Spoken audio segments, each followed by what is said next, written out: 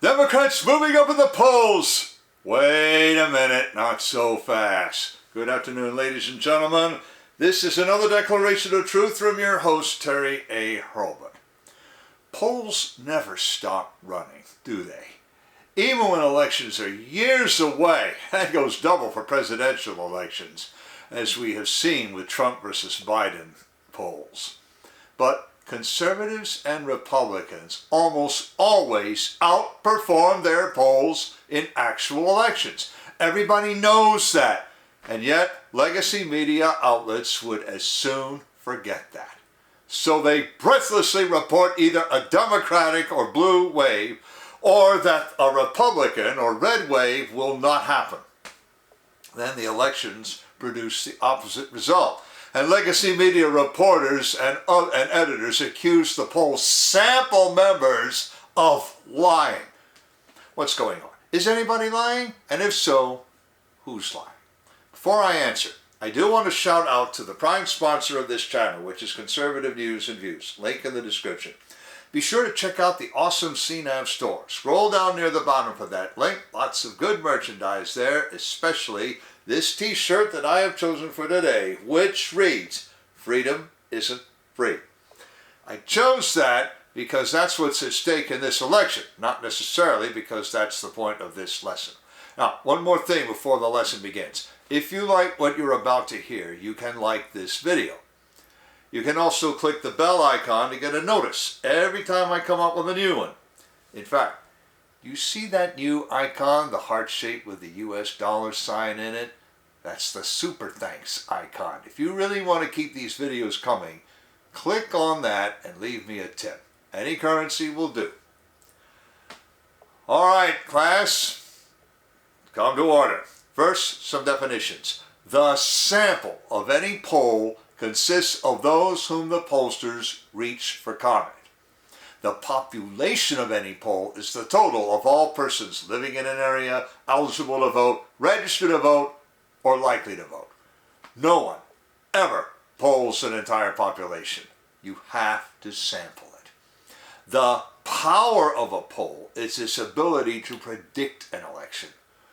Polling is like a branch of medical science called epidemiology, the study of disease outbreaks and diseases within a population.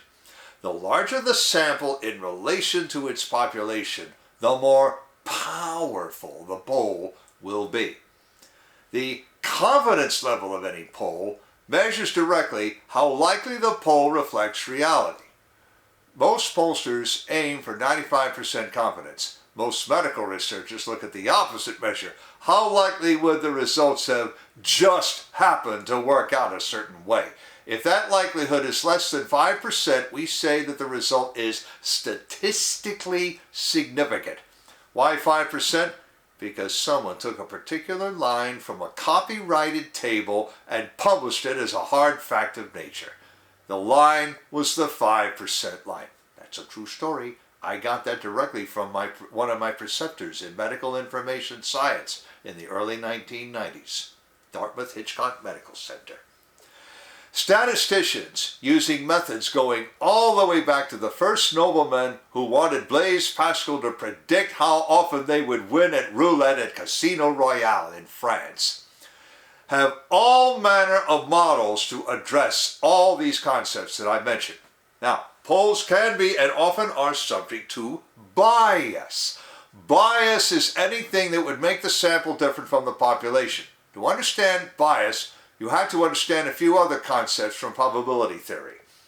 Any event has a probability of falling out in a certain way, and any trial has a probability of success. Now, let's say you want to select a candidate at random from among 3 candidates. You ask them all to toss odd man out. So each candidate tosses a coin. 3 coins with 2 faces on each. You got 8 possible results, but those results consist of mirrored pairs. Say 2 heads and a tail on the mirror image of 2 tails and a head. You see? Now, the probability of any specific candidate winning selection by odd man out is 25%. That represents any one candidate being just as likely to be the odd man out as any other, but also the probability that all three coins will land on the same face, whether it's all heads or all tails. The law of averages tells you that if you try this odd man out game often enough, every candidate will win the same number of times, and ties will happen as often as does a win for any specific candidate. But what if this does not happen? Well, then you know that at least one of the coins is an uneven weight and is therefore loaded. That load is called bias. It has another word, of course, but I will not mention that here today. Bias in polls comes from several sources. Self-selection bias results when certain subjects make sure to get into the sample, or when they take themselves out of the sample, one way or the other. Confirmation bias happens when the one running the poll is looking for the result he wants to see. Now, whenever we see poll results, we like to believe in things that give us confidence that the poll will predict the election. They are: 1. All members of the population, regardless of time of year, will engage the question with consistent strength throughout the year. Engagement includes not only thinking actively about a thing, but also being willing and having the time to talk about it. No member will let anything influence his answer other than how he really thinks. And third, that the pollster has sampled all segments of the population equally, or if not, then he has weighted the responses he gets by the proportion of different segments that he sampled. Unfortunately for pollsters and the rest of us, none of these assumptions is safe. Furthermore, any measurement of any kind alters the thing you're measuring. The key is to measure something in a way that won't alter that thing to a significant extent. In polling, that's not always easy. And sometimes someone will run a poll called a push poll to influence deliberately the very thing they're supposed to be measuring. Now, we start to talk about the self-selection bias. That has plagued polls throughout their history. But first, I want to shout out to a sponsor who can really help you through the economic storms to come. That sponsor is oursilverlines.com. You feel like you're working hard for your money just to get by? You're not alone. Fluctuating economy, employment issues, sudden unexpected changes in life have left many families struggling over the past few years. Now, collecting gold and silver can help shield you against many of these challenges. But if you're like me many years ago, you don't know where or how to start. Our Silver Lines helps by connecting you with thousands of members who are learning the secrets to creating and protecting true wealth by collecting precious metals. Now, whether you just want to collect rare and unique coins or take advantage of the business opportunities this company provides, they can help you learn to live an exceptional life. Visit oursilverlines.com to learn how you can build a legacy for your future. Now, as I said, self-selection bias has plagued polls since their beginnings. Conservatives select themselves out, liberals select themselves in. Conservatives have this thing called work that they have to do. So often they aren't at home when a pollster comes knocking on their door or calling on the telephone. And when they are at home or they get the call on a phone they do have with them, if they know it's a pollster, they hang up. The leftist is at home, is willing to talk, and he is ready to give the pollster an earful. That's why polls skew left at baseline. And even when conservatives are willing to talk, they won't be thinking about the elections in the summertime. They won't start thinking about it until mid-September or October. Leftists factor politics into their every thought and act. Rightists do not, or most of us do not. Why don't pollsters adjust for that? Well, the reputable ones do.